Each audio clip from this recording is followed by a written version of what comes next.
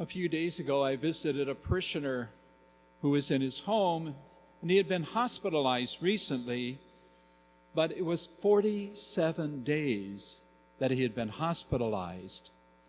And he had been not for COVID-19, but for a rare disease.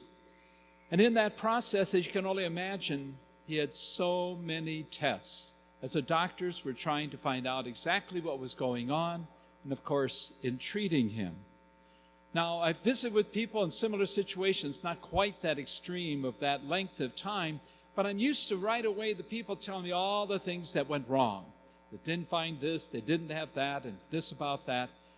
But to my surprise, this parishioner had a completely different approach to it. And I was so surprised as I started listening to him more carefully as he was saying, yes, I had to do this, and this was a blessing, and this is a blessing. And I'm thinking to myself, how many people are able to take what's been a challenge or a problem or a difficulty while they're in the hospital, going through all of this, and he's able to say, these were blessings. Now, if you knew the person, and I've known him for over 30 years, this isn't what I usually would hear from him. This was amazing. This man's very devout Catholic, very devoted in his faith, but I didn't ever hear him speak about God. I didn't ever hear him speak about blessings. I just heard him speak about what we might call the ordinary things that are going on in his life. But here it is, where he could have been so frustrated, so dejected. He found hope. He found God helping him. He had learned to trust God in this experience. And today, I use this as an example starting my homily because, first of all, for me, it was wonderful to be able to hear that. Because as I visited with him, I told him, I says, this sounds like you've been going through a conversion. I mean, you've been Catholic all your life, but you haven't been talking about God in this way, at least the times we've been together. And that's what Jesus invites of you and me. In the times in our lives that are very difficult, very challenging, very perplexing. And today, we hear Jesus speak to the 12 apostles, and he's saying in the Gospel of Matthew, he's telling them to fear no one. Now, Jesus had the sense, very much as the human Son of God, how he himself was in danger. Danger of being arrested, possibility of torture, even the talk of death was there. And now he's sharing with his apostles, be afraid of no one. No one that's going to be able to arrest you or torture you, put you to death. Except be fearful of the devil. Be fearful the evil one, Satan, the seducer. Be very careful. Be aware and know what he's doing. Make decisions according to avoiding that evil in your life. Now, we know that Jesus himself would go through this. Even though he's telling them don't fear, he's going through these challenges himself. And he allows it to happen. Jesus doesn't try to control. He only allows himself to be free and responding to God. And oh yes, he's fighting the evil one.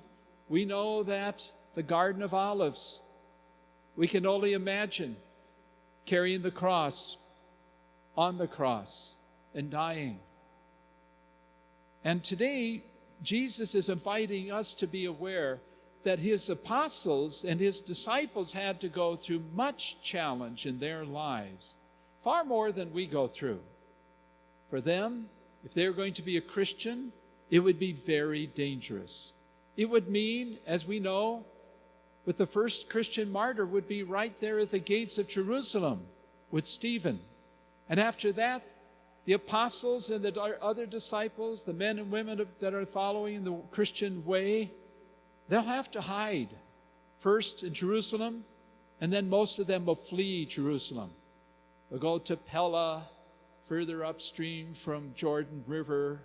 They'll start going up north, Syria, what we call Iraq and Iran, and that area, Turkey, finally Greece, and ultimately even all the way to Rome, down south to Egypt, and so forth. They were in fear of being arrested if they were public and open about their faith. And so today, here we live in a different time, and yet there is much fear in many of us. We have fear of the coronavirus, COVID-19.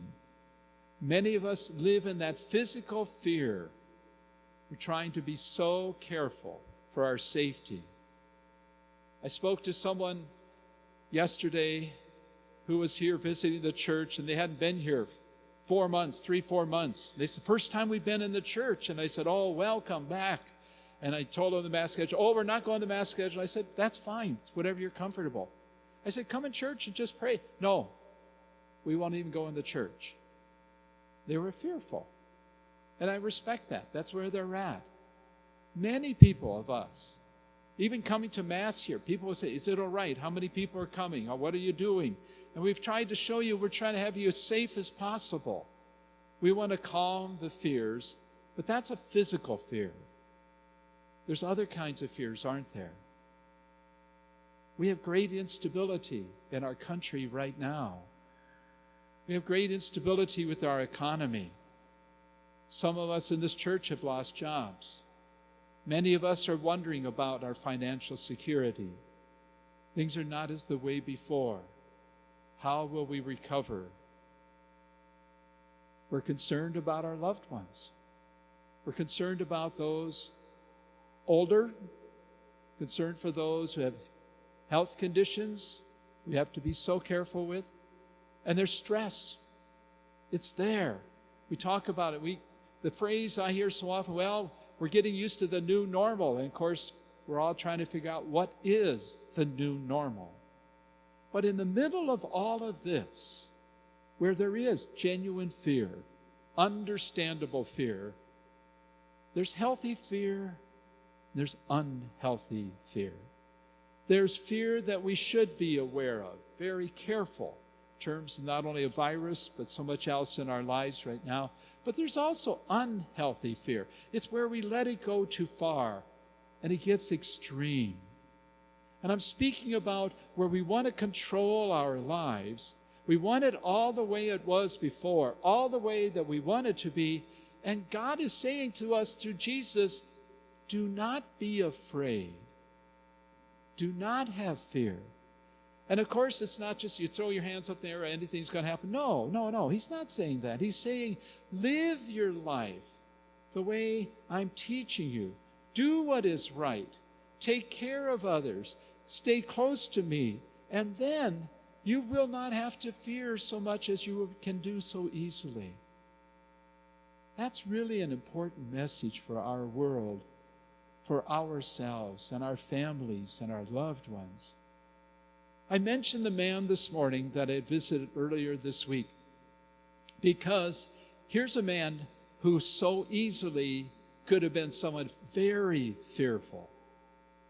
When you have a rare disease and your doctors are working so hard to see how they can work with that and help them and be able to help you go back home, able to continue your life, you, in a lot of ways, want to control. And yet this man showed me he was able to trust. He was able to give himself to God in a most remarkable way. He was allowing what was happening. He didn't have any control. He realized that. He wanted it. Who of us don't? But he was able to recognize, I have to place my trust in God. And in that way, I believe there was a deeper conversion going on in himself. He was willing to do that. And so this morning, invite you, what can we learn from people like that in our lives? People we know who have learned not to be so fearful. Yes, Healthy fear? Yes. Yes. But unhealthy, where we go too far and we're trying to hold on ourselves, and we have to place more trust in Jesus. Jesus says over and over again in the Gospels, to the apostles, to so many people he's going to heal, be not afraid. And that's hopefully can be part of our prayer, our placing our trust in him. It's not easy. We'd like to control. We're trying to take care of our families and our loved ones and that.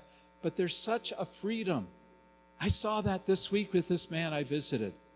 He is more free than I have seen him before.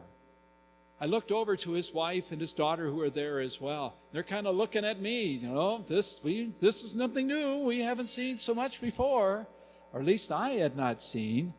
And I could tell by their looks. They're so grateful because it could be so different. And so in our lives, be aware of what Jesus may be saying in you. Might it be, come to me, trust in me, and I will take care of you. I'll take care of you when you want to control.